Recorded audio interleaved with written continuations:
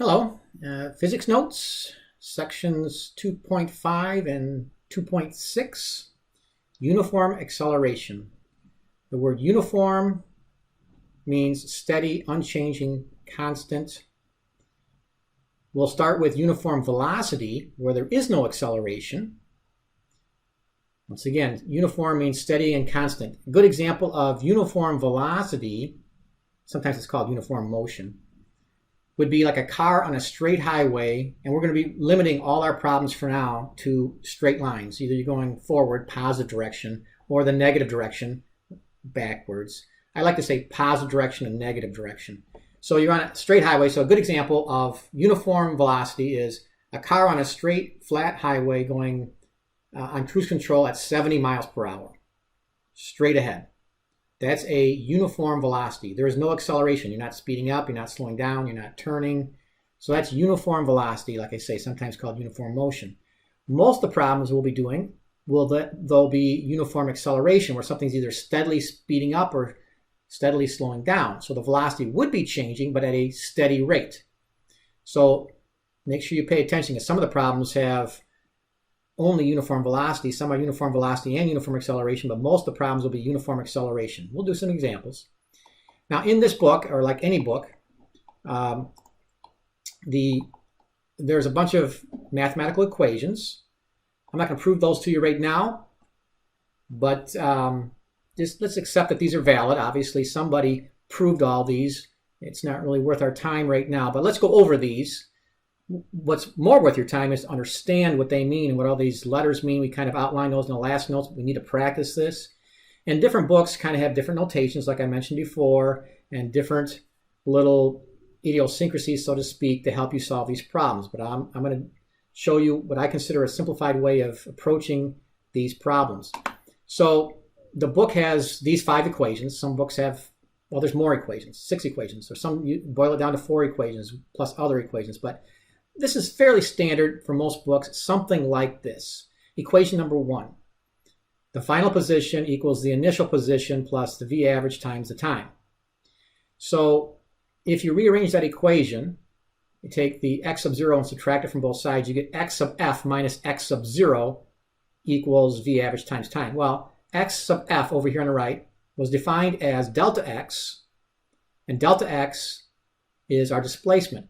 So I'm going to be mostly using this equation in this format. I think it's a little bit simpler, but keep in mind that delta x is displacement. But the book will have it written as x sub f equals x sub 0 plus v average times t. Most of the problems, in fact, I think probably all the problems we do, we will set x sub 0 at the 0 spot, so it's going to drop out of the problem. You'll see that as we do the problems. Second equation here. Actually, that first equation, you can use that for any situation, not just uniform acceleration, but non-uniform acceleration or zero acceleration. That equation always works. The rest of these 2, 3, 4, and 5 only work for uniform acceleration. You have to have a steady, constant acceleration.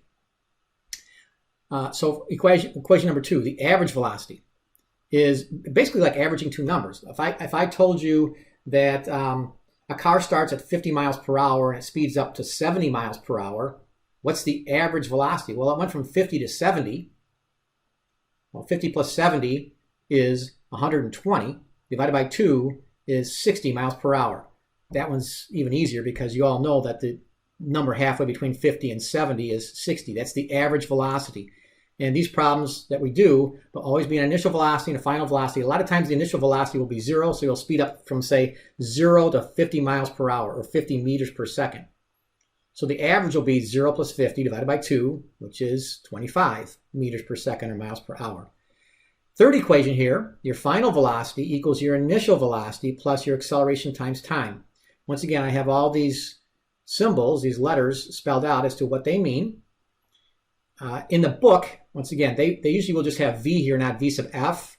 They imply that whenever they're doing v, they mean the v sub f, that's an instantaneous velocity, the velocity at that time. But v sub 0 is your starting velocity. A lot of times it'll be 0 once again, but not always. It's not always going to start off at 0. But those are instantaneous velocities. This fourth equation is, well, position. Your final position equals your initial position plus your initial velocity times time plus 1/2 at squared. once again, like equation number 1, if you subtract x sub 0 from both sides, on the left side you get x sub f, your final position minus your initial position, is your delta x. So I just substitute that in. And once again, when I do these problems, this I think is a little bit simpler to handle, where the delta x is your displacement, because we will set x sub 0 at 0 almost every time. And finally, same thing in the last equation, you have v sub f, final velocity squared, equals your initial velocity squared plus 2a times x sub f minus x sub 0, which once again is delta x. So the red circles are the versions I'm going to use. They're the same equations, just rewritten with the delta x instead of x sub f minus x sub 0. Just be aware of that as you look at the sample problems in the book. Compared to my problems I'll be doing here, I'm going to use the ones that are circled. Well, 2 and 3 I haven't changed, so I'll circle the 5 that I'm going to use. So what I do when I do these problems, and here's a good technique, is to take and write those 5 equations down every time, or have them handy to look at least. And once you get used to this, you'll almost have those memorized, but it's probably not worth memorizing them, because you can always use those on any test. You can always have them handy, and you will want those handy for the homework and for the test in this particular unit. So here's 3 example problems. And I'm going to give you the techniques and the requirements that I have to get full credit on the homework or on a test question, what I'm looking for you to explain to me how to do these problems, to show me that you understand these concepts and these applications. So a good sprinter is capable of averaging an average acceleration of about 4 meters per second squared for 3 seconds out of the starting blocks. Compare this with the acceleration capability of an automobile that takes 7.4 seconds to accelerate to 27 meters per second. And we want the 27 meters per second, not 60 miles per hour. Now there's some additional information here, and that's one thing that's the physics. A lot of the physics here is interpreting the problem and spelling out what this all means. The easy part for a lot of people is the math. Even though they're very mathematical, it's the setting them up that is the physics. For example here, what I want you to do on the homework, and to be safe, this one's kind of entry level. You basically have 2 things here. You have the sprinter, which is not really the important thing if you read the problem, but I'm going to draw a little sketch here. Here's the sprinter. It's my little stick figure. The sprinter can run, okay, sorry about my diagram, but draw a little basic diagram.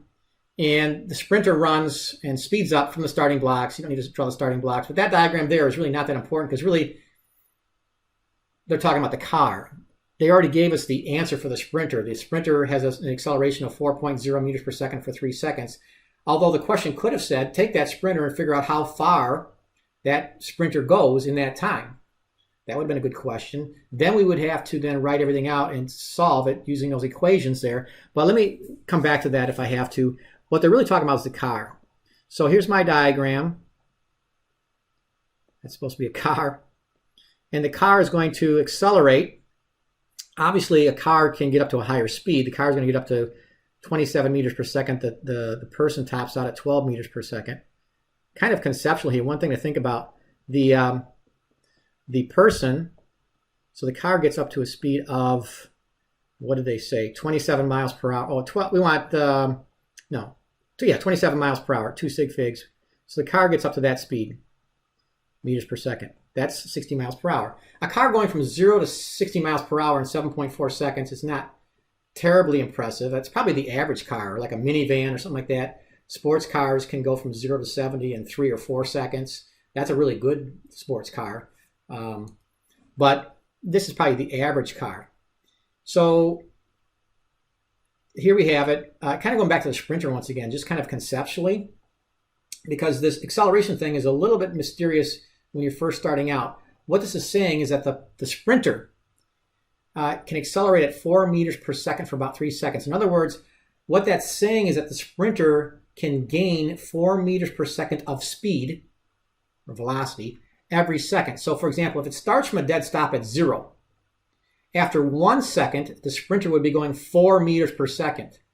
Then in the next time lapse of 1 more second, bringing this up to the 2 second mark, it would pick up another 4 meters per second of speed. So at the 2 second instant, it would be going 8, or he or she would be going 8 meters per second.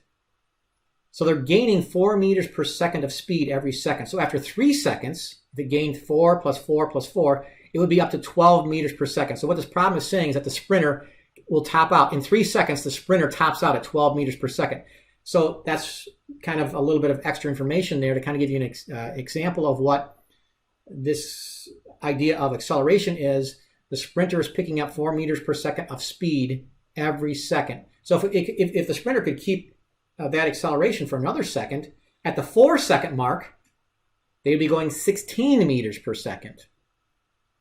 And at the 5-second mark, another 4 onto that would be 20 meters per second. But that would be like almost 40 miles per hour. They can't get up to that speed. So this is actually probably a little bit excessive. Top sprinter probably can't get up to 27 miles per hour, but that would be like Usain Bolt or somebody like that. Not sure. It's probably a little bit less than that. Well, for most people, it's quite a bit less than that, but somewhat realistic here. But going back to the car. So what you need to do, these are supposed to be straight arrows here. This is supposed to be a straight arrow. So just representing the car is moving that way, starting from a speed of 0. So what you need to do, draw a little diagram and then lay out what you know. For example here, and this comes with practice, it says that we can just read the problem and put in the numbers as they give it to us. That takes a time of 7.4 seconds. So what we know is that the time is 7.4 seconds. And we know that the acceleration is, we don't know the acceleration. We're looking for that. It says the car gets up to a speed of 27 meters per second. So V0, this is where the interpretation comes in. The car is starting from rest. That's what the assumption here is. It's starting at 0 meters per second. And its V final is the 27 meters per second. So that's all the information I've been given. I've been given a time of 7.4 seconds, starting off at a speed of 0 and ending with a speed of 27. So I want to figure out what the acceleration of the car is. Now, one technique now is to look at your equations over here, and basically it's sort of like finding the right equation and just plugging in, because basically all the physics is done right now. One way to do this is to kind of circle what you know. For example here, I know that the time is 7.4 seconds. So if I know the t there. I don't know V average yet, but you could probably figure it out. V average is halfway between 0 and 27. It's what, 13.5?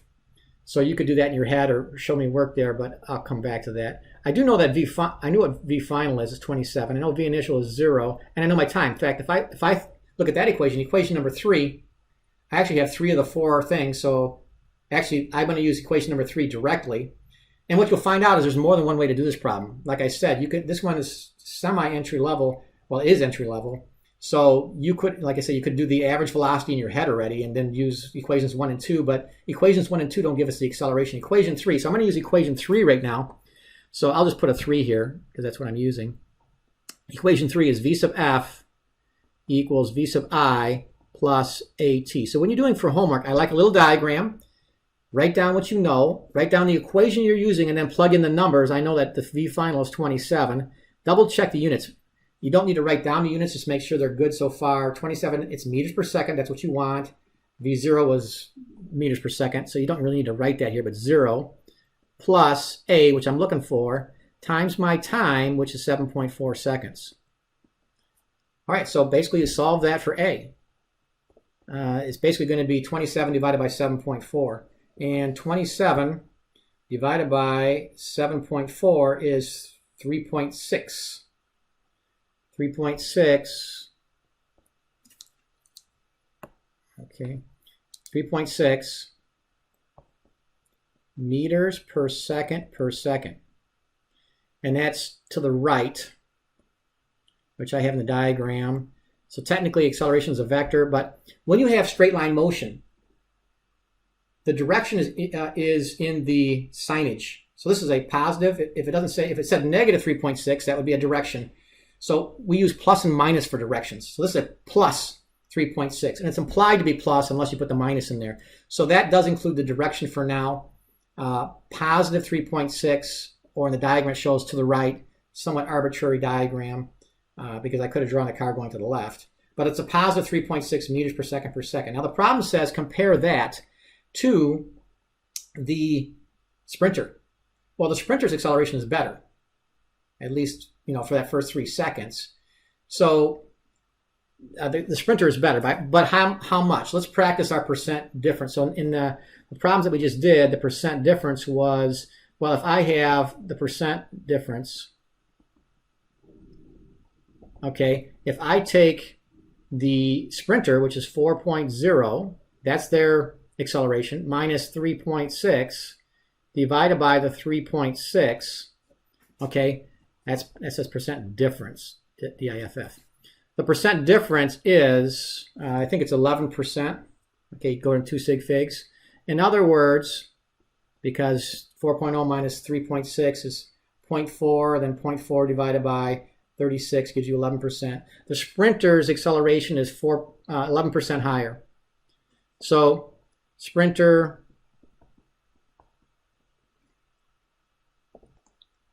okay, so I wrote this all out. Hopefully you can read this. Sprinter's acceleration is 11% greater than the car's acceleration. On a test, I would probably just allow you to write this up here. Just write the 11% and circle it, showing your work how you got the 11%. So the sprinter has that much of a percentage greater, but the car will get to a top speed that's much higher, so it will eventually beat the sprinter. Okay, other questions you could have asked were, how far does the car go during its time? How far does the sprinter go during its acceleration time? We'll give you some examples of that as we go to the next problems. All right, so here's one. Your heart pumps blood, so as it pressurizes, it pushes the blood forward, it pumps, and it speeds your blood up. Okay, let's say you have blood that kind of comes to rest.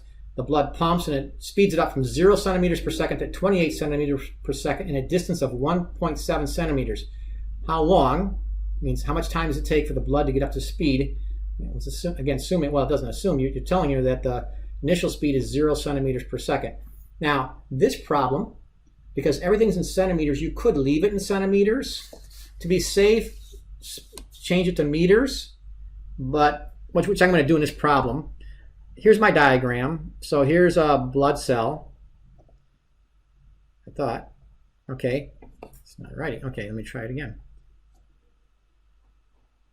All right, for some reason, I'm going to erase that. Okay, so I have my blood cell. It's going to be pumped this way. It's going to end over here. It's going to end at a speed of 28 meters per second, or centimeters per second. This diagram is probably not going to be that useful. I'm just going to get in the habit of, I want you to draw the diagram because you'll see in the next problem it's going to be very, very important to draw the diagram to kind of keep your thoughts straight. This diagram is basic. But the more important thing, or the important thing as well, is to draw out what you know. In other words, I know that, or list what you know. V0, the initial velocity, is 0 centimeters per second, which also would be 0 meters per second. I'm going to do the conversions in my head here. V final, okay, because from centimeters to meters is a 2 decimal place move. You move the decimal 2 places to the left. That's 0.28 meters per second. Once again, this problem, if you left it in centimeters, it would have worked out. I know that in a distance of about 1.7 centimeters. So we're going to assume in all these problems you're going in a straight line. So if that is the distance, it's also the displacement if you're going straight ahead.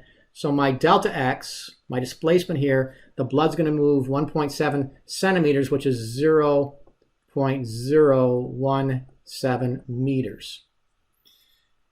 And I think that's all I know. So I know those 3 things, and I want to figure out how long it takes to get up to speed. So those are my initial conditions. You want to write those down. Little diagram, initial conditions, and then find, sometimes you got to use a couple equations. Sometimes there's different methods. You can do this problem a couple different ways. But if you start to circle the stuff that you know, and we're looking for the time. So we want an equation that has time. If you look at, I think, the 4th equation here, I believe, no, the 4th equation is not going to be helpful. You might have to do a couple of different equations here. It looks like, yeah, it's probably going to be helpful to do a couple different equations here. For example, I think if you find the average,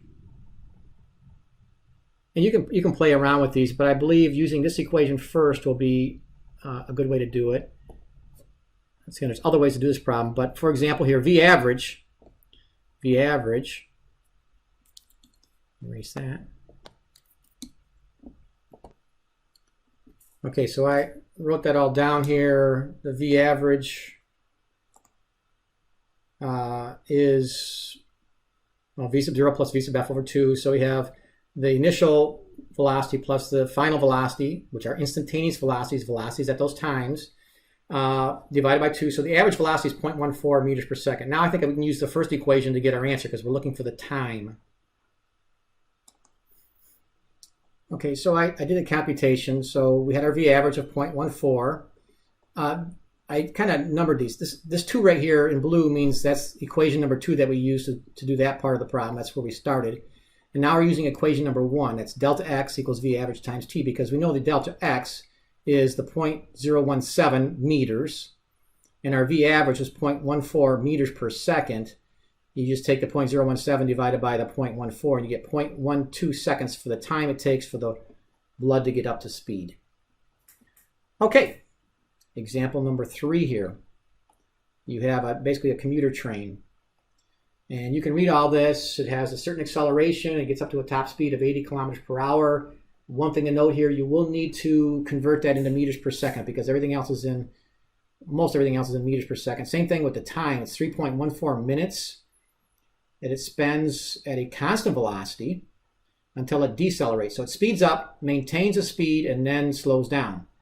And you're going to want everything in meters per second and seconds. So we'll have to do some conversions. Maybe I'll do that first. I want to convert 80 meters per second, or 80 kilometers per hour to meters per second, because that's going to be important. So 80 kilometers per hour. Well, let me write this down a different way. Show you just to practice the conversion. So 80 kilometers per hour. That's one way to write 80 kilometers per hour times 1 kilometer is 1,000 meters. So that would get me into meters per hour times, all right, 1 hour is 60 minutes. You could have done this in one step because 1 hour is 3,600 seconds, but I'm going to do it in 2 steps. 1 minute is 60 seconds.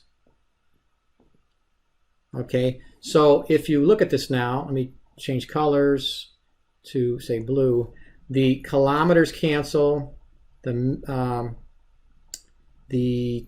hours cancel, and the minutes cancel.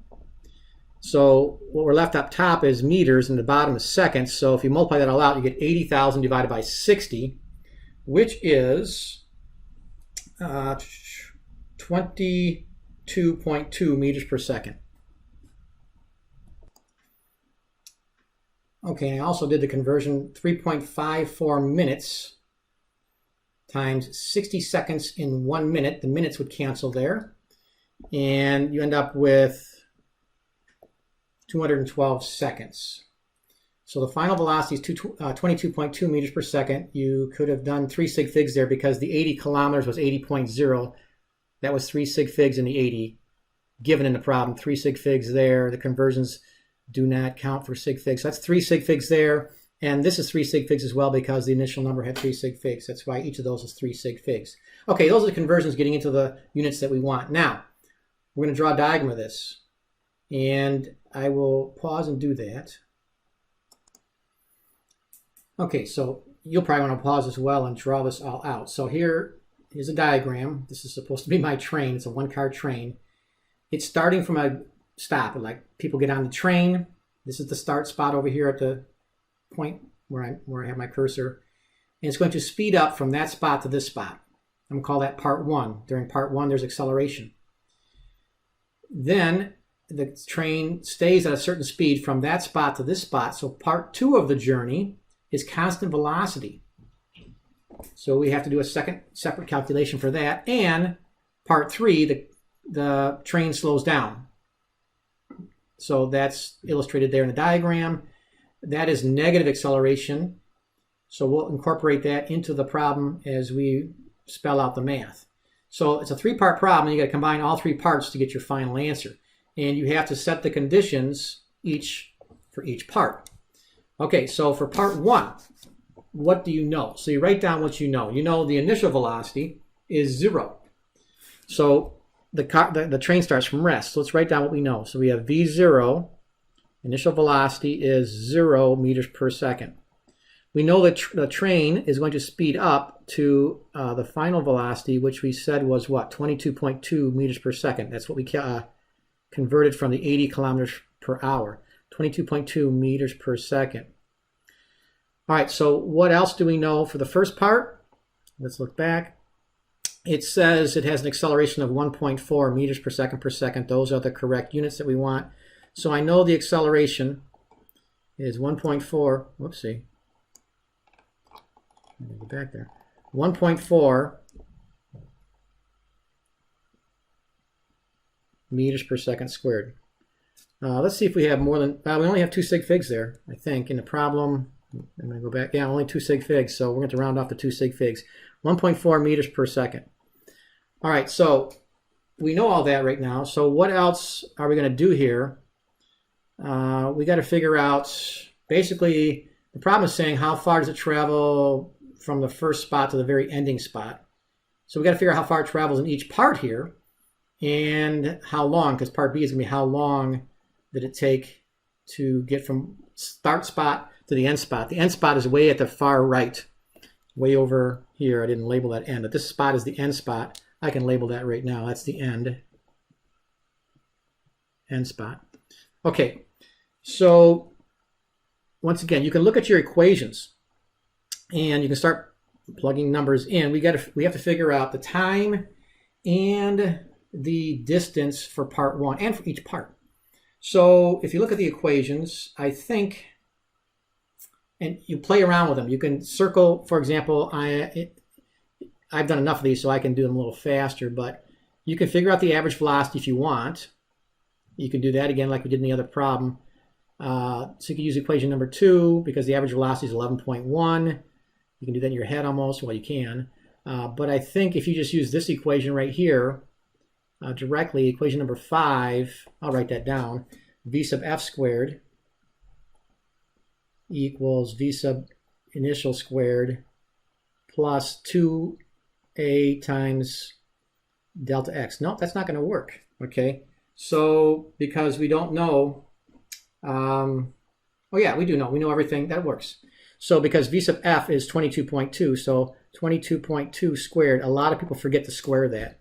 V0 squared, that's 0 squared, so I'm not going to write that down, equals 2 times 1.4 times your delta x, or your displacement, how far this train goes forward. It comes out to be 2 sig figs, 180 meters. So delta x is 180 meters. That's how far the car goes, the train goes in that time. We also want to know how much time it took to get to that particular speed or location. Okay, man, give me some trouble here. Gotta go up a little bit. Okay, I'm a little off the page. So going back to the equations, I think if you look at that first equation, the third equation, equation number 3, V sub f equals V sub 0 plus AT. So the third equation, V sub f equals V sub 0 plus AT. And we know V sub f is 22.2. V sub 0 was 0, plus the acceleration, which is 1.4 times the time. This will tell us how much time it took to get there. It took a time of 16 seconds, 2 sig figs once again. All right, so we used equation number 5. You don't need to do that. We used equation number 5, and we used equation number 3. And there's other methods of doing this problem, but that worked out well. Okay, part B, really for constant velocity, the only equation you got to worry about is the first one. The first one being delta x equals v average times t. So that's really the only equation you'll ever use for constant velocity. Delta x,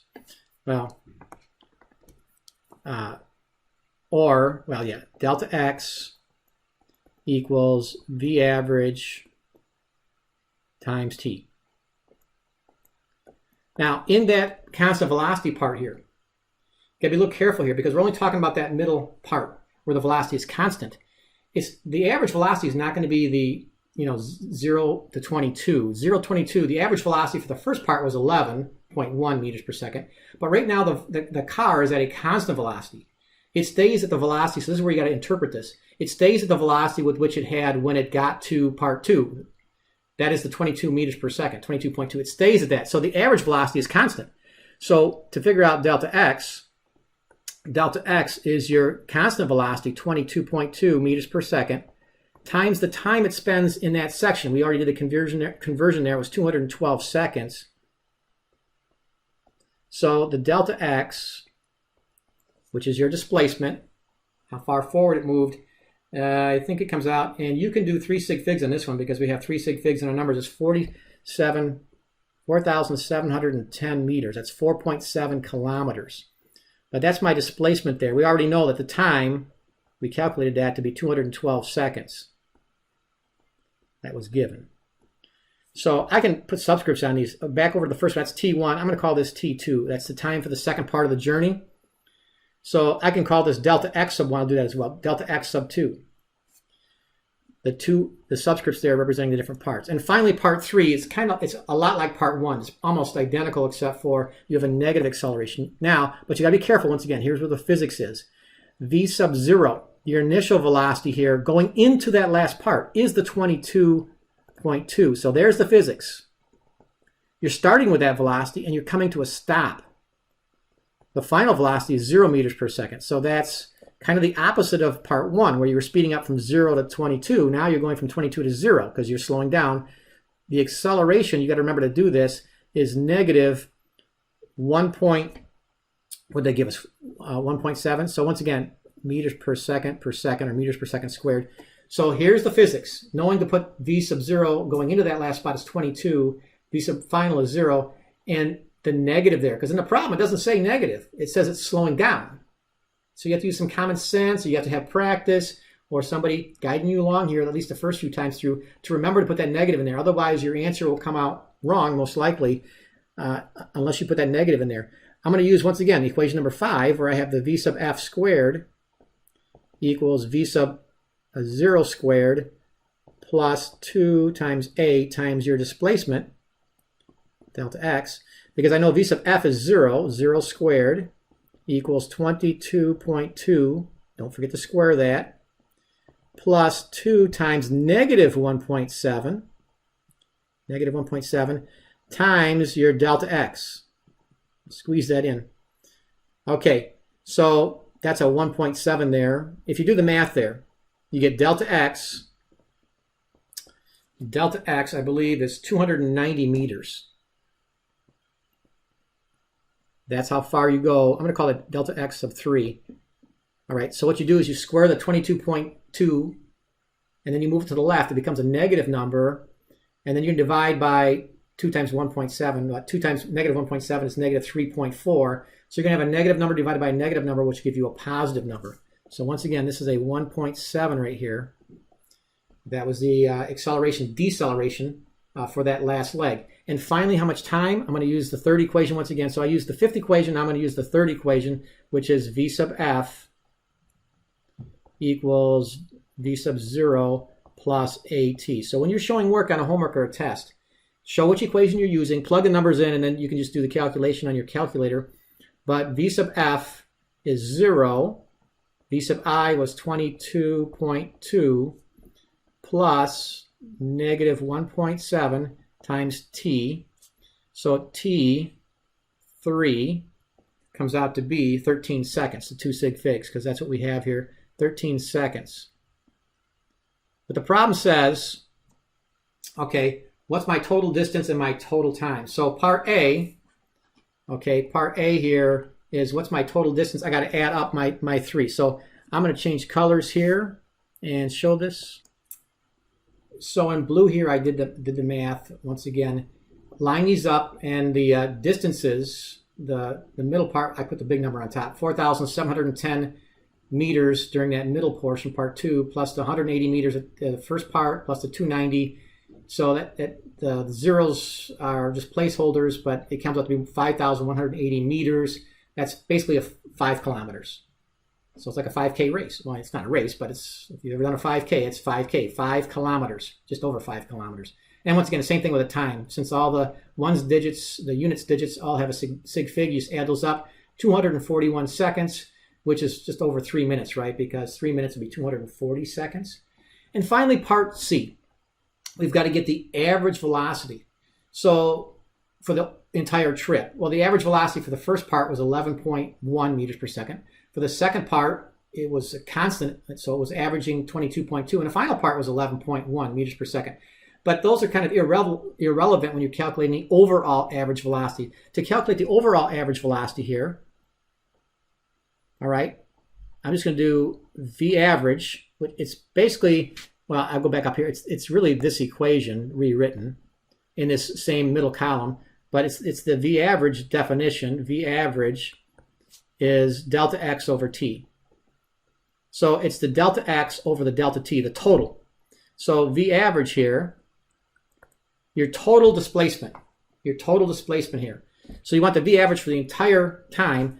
You have 5,180 meters, and your total time is 241 seconds. So your total V average for the entire span is 21.5 meters per second.